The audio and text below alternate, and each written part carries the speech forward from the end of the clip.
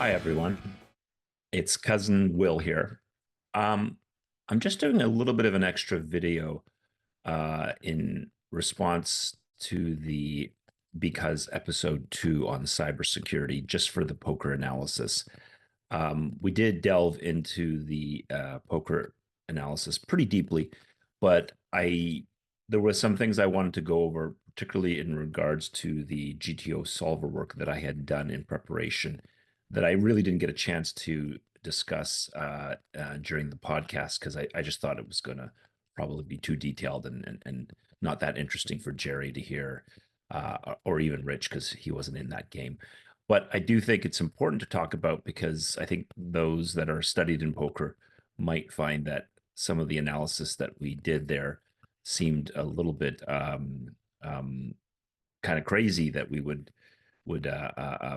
that the solver would give an entirely different answer than where our intuition is.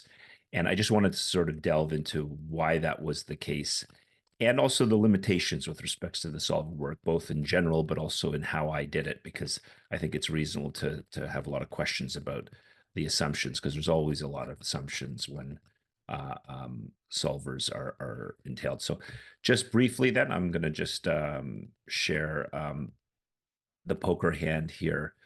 Um, I think you can see this. This is the hand as described. This player that I have puts in 10 hands instead of eight. There was eight players, so you could just ignore these two hands. But the in the small blind was Wyatt with pocket queens. My nephew Nick was in the big blind with Jack four off. It might have been Jack four suited, but for the sake of the analysis, we did Jack four off. And then our hero Gerry, who was the podcast interviewer, had Ace King off, and he started the hand after the initial two folds of Liam and Alan. He raised the six big blinds. I actually was to the left of Gerry and folded. Steve did call pre-flop. Derek, who was on the button and is the father of Wyatt, folded. And then um, Wyatt called from the small blind, which is kind of a strange thing for the small blind to do. Usually, the small blind would actually do quite a larger, probably a larger re-raise or a three bet in response.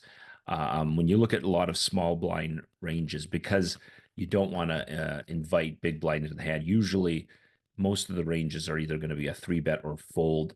There is some room for flatting.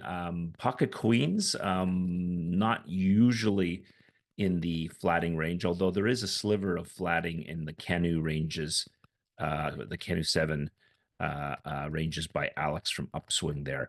But what I can, because I did interview Wyatt, what he said was that Gerry's raise size was so large, it sort of made him worried that Gerry was only doing this with aces, kings, and possibly ace king. And so he chose to flat at that point as opposed to re-raise with the pocket queens, which, we could argue that that sort of let Nick into the hand.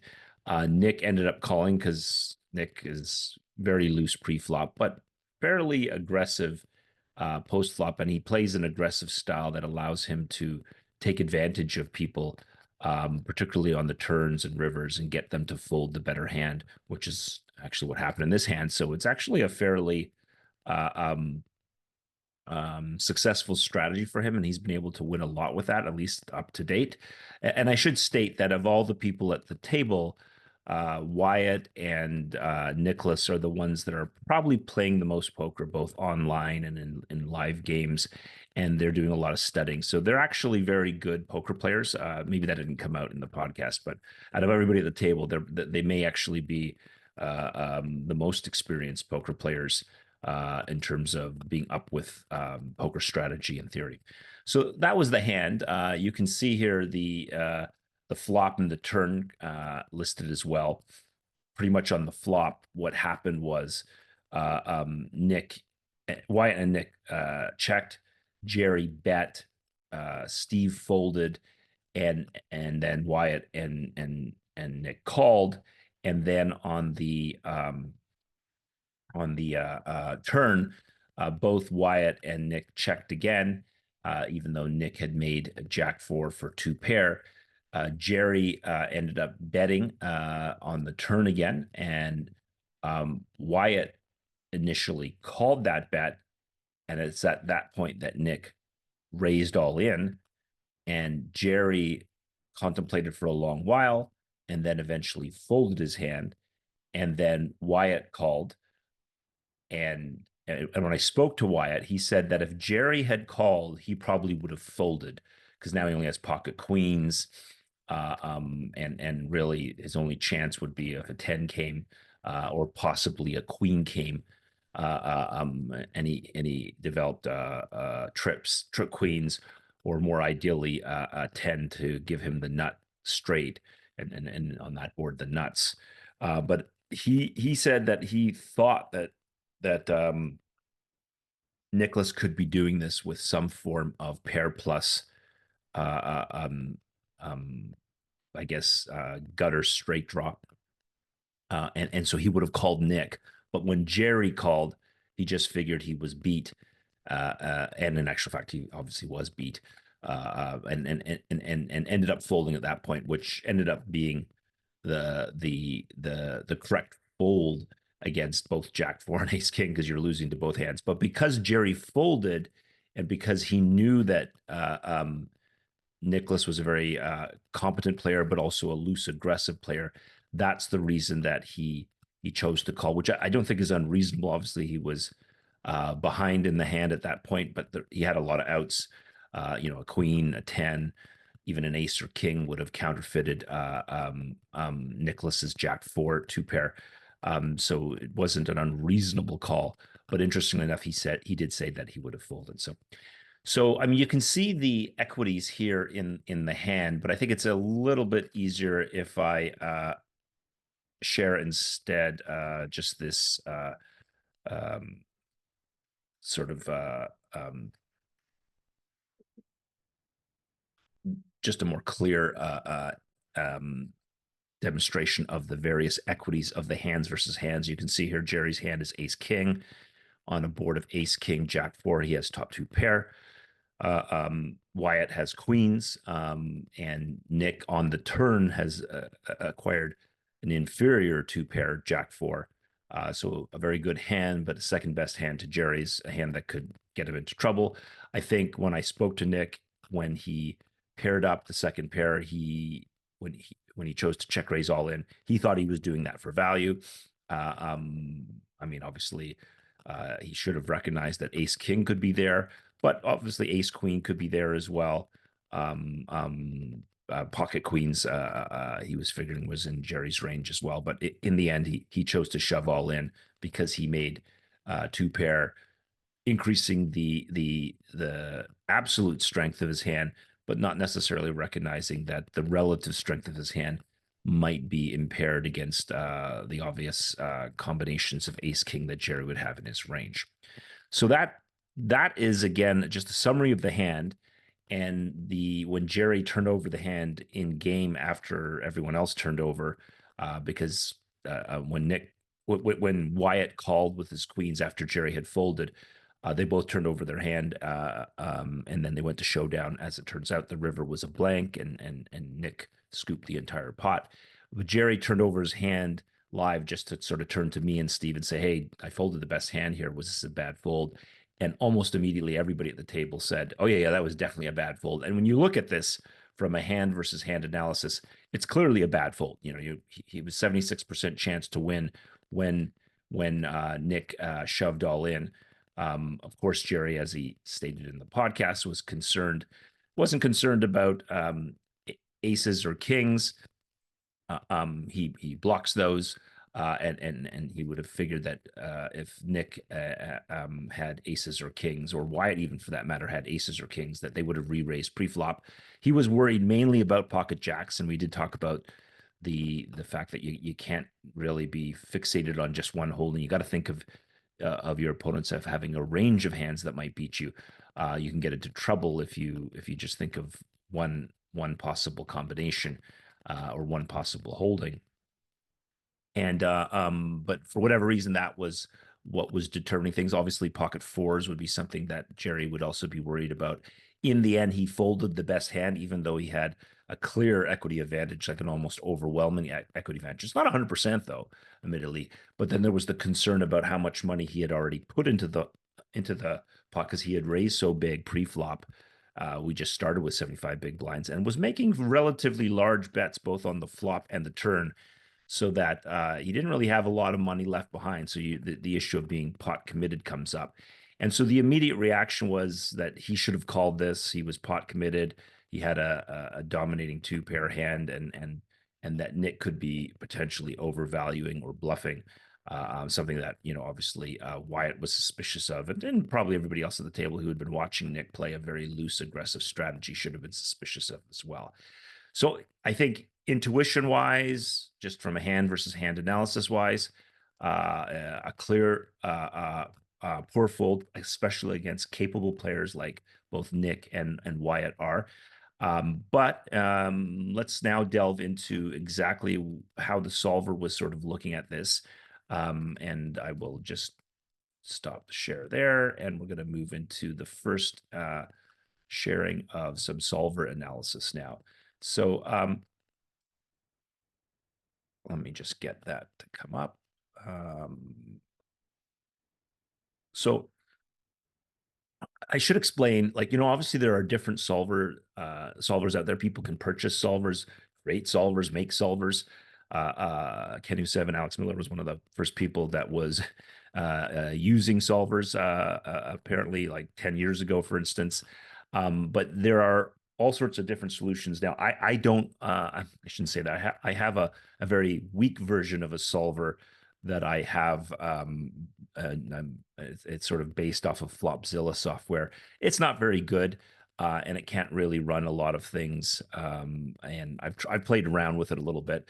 But what's really taken hold in the solver world in the last year or so, and some people might be aware of this in the context of the World Series of Poker, is this new platform called GTO Solver, which is a company that does solver work, has solvers, and has done a lot of pre-solves. And so what they do is they have a website, and when you input your questions in there into the solver, what they're feeding back to you on the website are pre-solves that have already been done. That's why normally when you input information into a solver, it takes a long time for the solver to actually play through the simulation and give you an input. It might take 10, 15 minutes, depending on what you're putting in, particularly if you're putting in complex stuff. But what they have done is they've already done a lot of the pre-solves for a lot of things. And then depending on your subscription tier, you've got access to different types of solutions that they've done. And so that input can come back to you fairly quickly, almost instantaneously, whether you're on a website or whether you're using their phone app. This is part of the problem with use of phones and other electronic devices at places like the World Series of Poker. People can literally be like, if they wanted to in hand, could actually be using the solvers for real-time assistance during hand, and that's not supposed to be allowed during poker play. It's not supposed to be allowed on online playing as well. It's considered illegal, and similar to, like, competitive chess. You're not supposed to use solvers because chess has been solved as well. So just that's what I was using, was a sort of a medium tier subscription to GTO Solver to do this work. So one of the first things you have to understand is that there's almost a limitless amount of solves that one can do when you think about all the bet sizes, both pre-flop, on the flop, and so forth. And then things become a lot more complex for solvers to solve if post-flop you're dealing with multi-way. Like in this case, both Steve, Wyatt, and Nick had called Gerry's large pre-flop range. That would be 4 players going to the flop. And then so the number of branch nodes possible in terms of what could happen, one of those people could lead out, any one of them could check raise. It just becomes all of those different possibilities would have to be solved by the solver, and it just would overwhelm the system. And so most of the solves are simplified, and usually particularly in the terms of the the lower and medium level subscriptions, at least that I've had for GTO Solver, is that they don't do a lot of solves for multi-way. They usually limit your post flop solves to heads up, just to keep the analysis cleaner and easier. And you know, for the most part, that's okay, because most modern day poker, there's a lot of raises pre-flop and a lot of three betting. So a lot of times when you, even though you're starting off with a table that might be 6 players or even 8 or 9 players, it's not uncommon that you will end up heads up when you're talking about competitive play in higher stakes cash games or in tournaments, and certainly online. In home games, and in particular home games like most of us play, where there's a lot of family pots, that's not the case, as was the case here. We had 4 players post flop, but in terms of my access to the solver, I was only able to input it that Nick called. So that post flop, it was really heads up between Gerry and Nick. So that's a major change. Another change is the limitation on bet size. We talked about Gerry's bet size being very large at 6 big blinds, and that is a large bet size. And you know, while it does theoretically make sense that if you're going to do a larger bet size, you should have a tighter range. We can see here the range that Gerry chose to pick, which was jacks plus and ace jack suited plus and ace jack off plus, a very tight range of only 5.4% of possible hands. In the GTO solver world, that at least in the access that I have, I wasn't able to select for my pre-flop raise size 6 big blinds. It did a more common bet size of 2.5 big blinds. And you can see here, I'm comparing the range that the solver was using for Gerry at a 2.5 bet pre-flop rise. It's quite a bit of wider range. You've got pockets going down all the way to twos, although not all combinations of pocket twos are in threes and fours, and even fives are raising for that size. Some of them are, at least half of the combos of fives, for instance. And you can see there's quite a bit more in terms of Broadway, and suited aces that are opening up. And in particular, what you have here is almost all the combinations of queen 10 suited, and at least the sliver of queen 10 off is opening here. And so when you hit the flop of ace, king, jack, you're going to have some queen 10 nuts in your range. You're going to obviously have aces and kings and jacks in your range. And when the turn comes 4, you're even going to have pocket 4s in your range when you're using the GTO solver range. So that's a major difference in terms of the analysis. When I'm doing a GTO solver analysis, trying to relate it back to the hand that we're talking about, you have to recognize these are different pre-flop ranges, and it's a different pre-flop betting size, because I wasn't able to get access to a GTO solve that had a 6 big blind pre-flop raise size. The rest, other than those big changes, is the same in terms of Nick in the simulation checking, Gerry betting the flop, and then Nick calling. And then I was able to input that Nick also checked the turn, Gerry bet again, and then Nick went all in. And then we're facing the decision that Gerry has to make in the face of that. So I was able to put all of those things in. And let me just I'm going to just stop the share again and share one last thing now.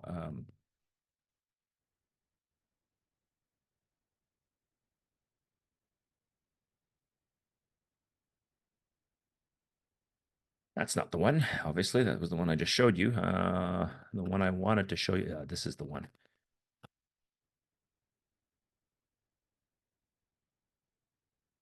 And a little harder to see. Sorry, I hope that's coming through on the video a little bit easier for you guys. But again, this is the GTO analysis. So the one on the left is the GTO analysis as inputted for the bet sizes that, you know, as close as I could approximate the flop and turn bet sizes to match what Gerry was doing.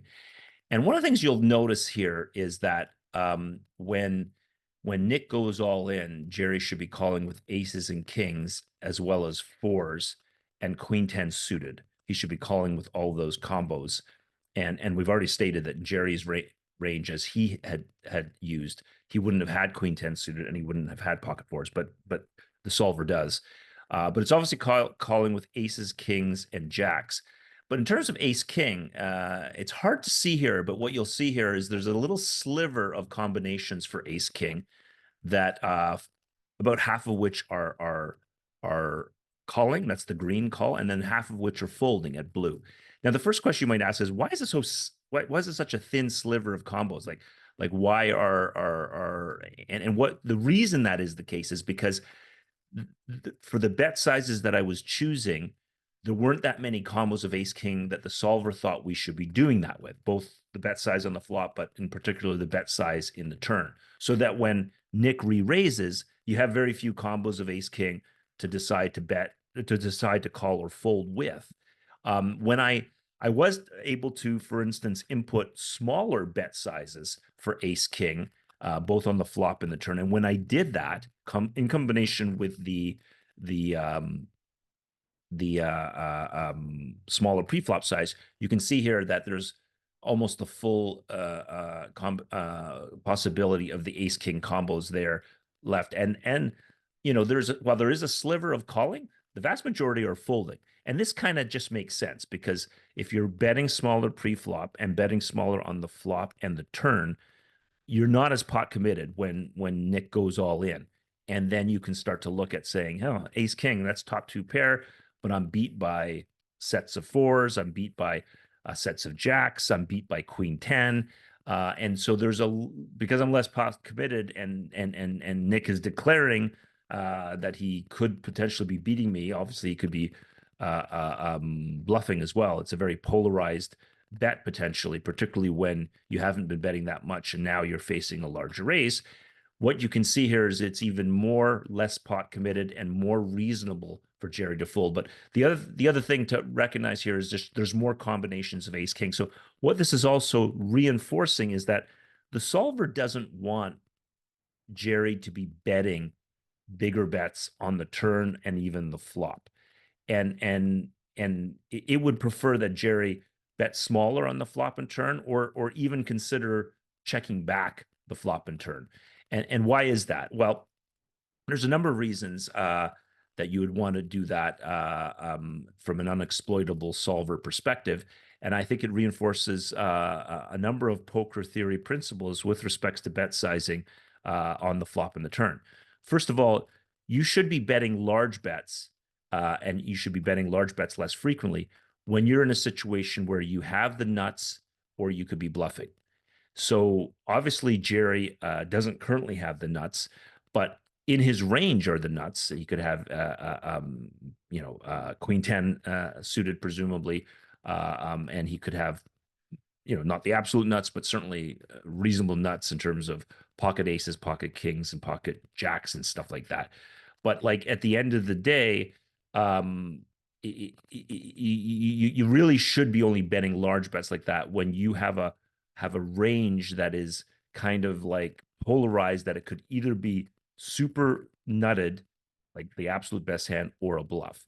When you have a situation where you still have a range advantage, and obviously if you're a pre-flop raiser and it comes ace king jack, you have a range advantage. Ace king is a big part of your combinations of range, for instance. When you have a range advantage, but not necessarily a nuts advantage, here you want to be betting more frequently but smaller, which is again what I think the solver wants to do, because there's lots more combinations that it's doing that with, and then deciding what to do when Nick re-raises. Other concepts of other reasons why you want to bet smaller would be if you're in a multi-way plot, and obviously that's not something the solver is doing here. I've already mentioned that the solver is simplifying things to just heads up, but generally, so when you're in a post-flop situation and you're against multiple opponents, other solve works that have looked at this have definitely confirmed that you should be betting smaller. And then finally, when you try to think about why you're betting, so there's different reasons to bet. Obviously, you can bet for value. You think you have the best hand, you want to get money from second best hands and smaller hands. You could be betting as a bluff, trying to deny the equity of better hands and getting them to fold. And then there's this concept of betting for protection. When we talk about betting for protection, Classically, we're talking about a smaller size bet that's used to charge low equity draws. Things like that have a very low chance to beat us. So let's say you have pocket nines and the flop comes 7-3 deuce. Classically, you might decide to continue to c bet that flop, or even potentially lead into that flop with a donk bet, because you want to charge overcards. If you think that your opponent's range has a lot of overcards there, then you really want to charge them and prevent. You're happy to take the pot down because if an overcard comes, they could improve to beating you. But even if an overcard comes and they don't have that particular overcard, the queen comes and somebody has ace king, you don't know that they have ace king. They might have ace queen and they're beating you, and so it's going to be hard for you to realize your equity, and you may even be forced in a situation where, if you're out of position and you check to them and they bet again, you might be, what you're really worried about is you get bluffed off the better hand. So reasonable to bet for protection, but when you're doing protection bets, you got to remember you're protecting against low equity situations, like people with just overcards, or in this situation, I think more specifically, we could talk about what Gerry would be charging here is he'd be charging gut draws. So anybody with a queen or a 10 in their hand has an inside straight draw to hitting the Broadway straight that Gerry doesn't want to see happen on the river. You might be also just betting against somebody having a single pair, and you're worried that they're going to develop three of a kind if they happen to hit their hit their third card on the river, and that would beat you. And then finally, if you are thinking about somebody potentially having an inferior two pair like King Jack or Jack four, in this case was just what actually Nick did have. Obviously, if a four comes or if a Jack comes and they're holding an inferior two pair, they in a small percentage of time could be beating you. I don't know that's necessarily a great example of protection. I would consider, actually, if I have ace king and I'm trying to get and I'm betting against worst two pairs, I don't think it's wrong to bet bigger there, because you're not actually betting for protection against those. You're actually betting for value, trying to get a second best hand to call you. And if you thought that was particularly a large portion of the range, or for whatever reason you thought that that was a significant portion of the range, you could technically bet larger. Although oftentimes we don't necessarily, when you're thinking about value betting, yeah, you have to think about not just the most likely holding that you're hope that you can get a lot of money from, but other holdings that you'd like to get money from too, but there's no way they're gonna charge they're gonna pay the larger bet size. So you have to sort of smooth that down anyway. So case in point, though, that the solver wants Gerry to bet smaller on the flop and the turn for all these reasons. And because Gerry's betting for protection, because Gerry doesn't, he has a range advantage, but not necessarily a nuts advantage. Because he's in position, it's okay to bet. It's okay to bet more frequently, but he should have been betting smaller. At least that's what the solver was saying. And when you bet smaller, it's easier to fold. You can see here when you bet smaller, you have a larger number of combos of both ace king and ace king suited, the vast majority of which it's reasonable to fold.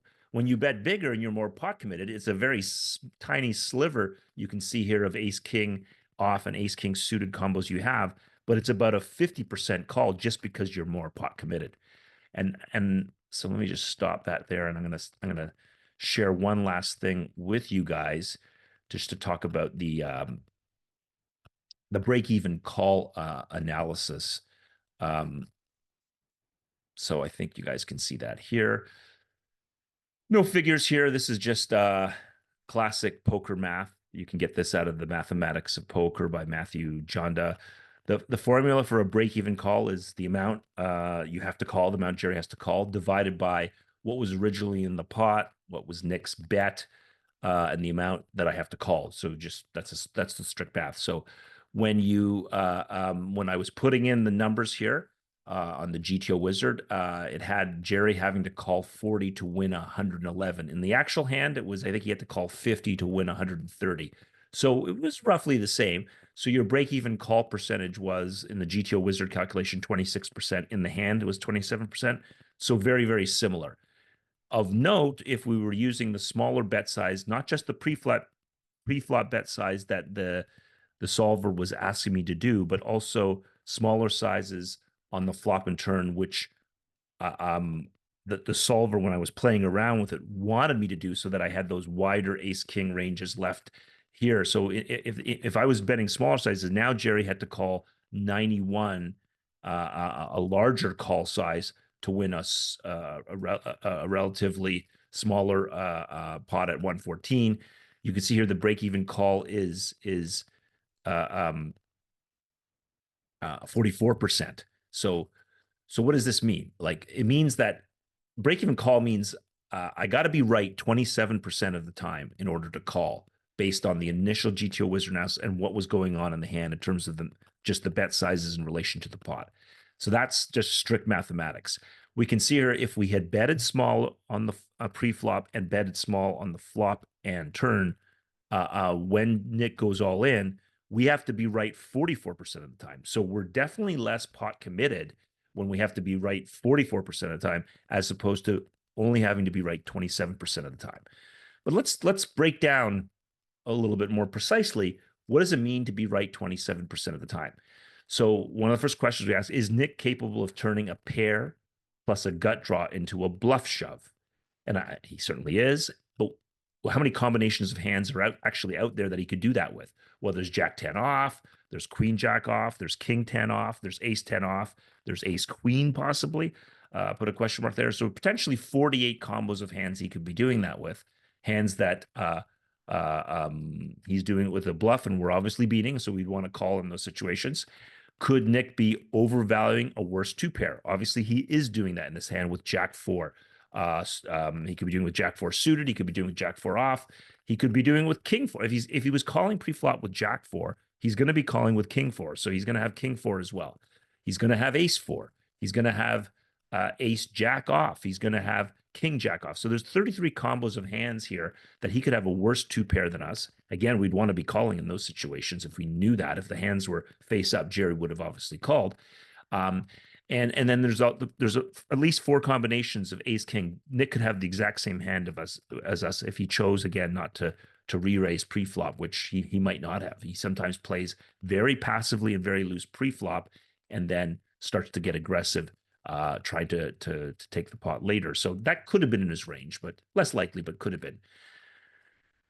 So you have all these combos that tell you, okay, these are the number of combos that I should be calling there. And how does that compare to the total combination of hands that Nick had? So when we look at Nick's original pre-flop range, and I in the podcast we were putting up Canu 7 ranges. So there was about 364 combos of hands there in the original Canu range that Nick could have had. Now, some of those would have folded on the flop and turn in response to Gerry's bets. I mean, Nick's not going to call everything. If he has no pair and no draw, he's not calling that, especially against two players. So I think there's at least 11% of combinations or 40 combos he's going to fall. So that 364, let's say that drops to 324. So when you add up the 48, 33, and 4 combos, there's about 85 combos you can sort of think about that you really should call, divided by 324 combos, that's about 26%. So we said we have to make a break-even call, we have to be 26% based on how the math works, both in the GTO Wizard analysis as well as in the hand itself. And we actually do have about 26%. And again, can you do this number of combo counting and thinking in hand? It's very difficult. You could do it. The more you do this offline, I'm sure professional poker players do this all the time. And so when you see them spending a lot of time making a decision, using a time bank chip to make a decision, this is the kind of analysis they're doing. They're not just sitting there and analyzing their opponent for poker tells, or just sitting there grumbling and getting upset about the bad run out. I mean, sometimes they're doing that, but a lot of times the best poker players in the world are in game in real time doing this because they've done it so much off the table. They've done off the table work like we're doing now, so that they can to some extent approximate these kinds of thought processes and decision making in hand, and then they can make better decisions in hand. So I'm going to stop the share there. So that's a lot. I think at the end of the day, what I was trying to do with this um, um, analysis, both during the podcast and right now, is I mean, in game, and even you could see that when Rich and I were both looking at this, Rich's first assumption was that he would have folded as well. Most players, or so not folded. Most players would have called their top two pair, ace king. Gerry chose to fold, and Gerry admits that he's not a studied, experienced poker player. Um, he hadn't played a lot with Wyatt and Nick, so I don't think he necessarily knew that those guys were really good poker players, aggressive poker players that could be certainly, bluffing more, trying to deny equity more. He was very surprised to see Nick have Jack four there. Gerry's not aware of the full possibility of pre-flop ranges in the big blind that Canu has that sometimes contain hands like Jack four suited. You think that's super wide, but then you see that it's actually possibly in the range as a pre-flop solved range by a solver. Um, but more importantly, I think at the end of the day, uh, um, like your gut intuitions here was that it's a call. The the GTO analysis, as limited as it is, with all those sort of assumptions that I had to put in there, some of which don't apply to this hand, i.e., it wasn't a heads up hand, it was multi-way, and some of the multi-way um, situation should affect your decision making as well.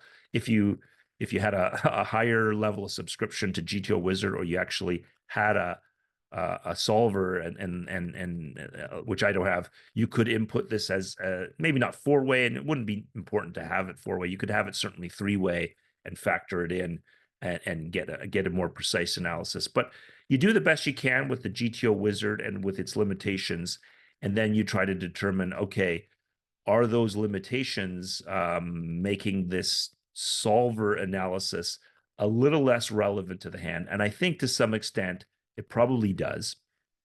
I think at the end of the day, at most, the GTO solver is telling you is that it's break even. So you could go either way. It's probably expected value equivalent, whether you call or fold here.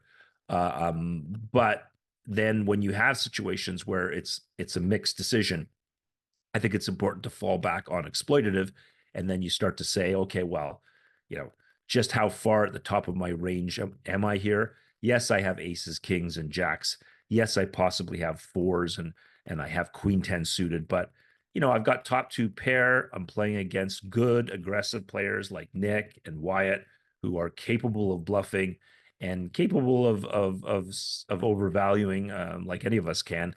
And I think at the end of the day, I do think the intuitions to call here were probably still correct, even though the solver is opening up the possibility of a fold. It's really only opening that up if the bet sizes were smaller, which it says the bet sizes should have been smaller. But at these larger bet sizes, it's about 50-50 to the solver. And then given that it's 50-50 to the solver, then you got to fall back on your best guesses exploitatively as to what you should be doing. And against good players like Nick and Wyatt, you can't be folding the top of your range. They are going to absolutely crush you if you do that. And so I think exploitatively, it's a call, even though the solver opens up the possibility of folding here, which, that's one of the things when Gerry took the hand to us for an analysis. People want to know, hey, any possibility here that this wasn't as egregious, and I don't think it's as egregious. I think there is an argument for folding, so I don't want Gerry to feel that he made the absolute wrong decision, which was our initial reaction when we were analyzing this hand just off the cuff during the live poker game. But the solver does open up these possibilities.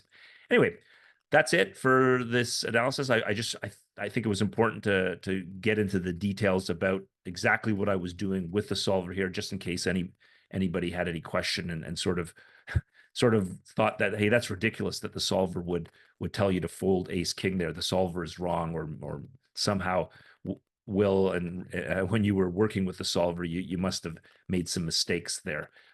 Certainly I could have made mistakes. I'm not a professional poker player, and I'm still learning how to use this software and these software solutions better.